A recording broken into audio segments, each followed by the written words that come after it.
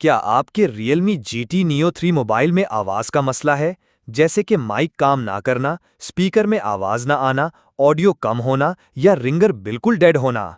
ये वीडियो आपके लिए मुकम्मल हल है, जिसमें हम Realme GT Neo 3 स्पीकर और रिंगर सॉल्यूशन मरहलावार तरीके से समझाएंगे। अक्सर यूजर्स को Realme GT Neo 3 में साउंड के मसाइल पेश आते हैं, जिनकी वजह ढीला कनेक्शन, खराब जंपर, ऑडियो आईसी का फॉल्ट, पानी लगने या हार्डवेयर की खराबी होती है। महंगे पार्ट्स या पूरी बोर्ड बदलने के बजाय आप ये मसाइल आसानी से इस वीडियो में बताए गए तरीकों से हल कर सकते हैं।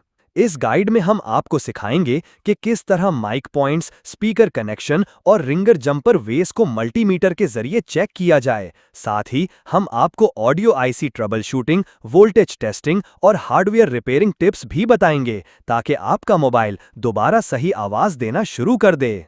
अगर आपका Realme GT Neo 3 mic recording नहीं कर रहा, स्पीकर काम नहीं कर रहा या रिंगर बिल्कुल डेड है, तो ये वीडियो आपको प्रोफेशनल तरीके से मसला हल करने में मदद देगी।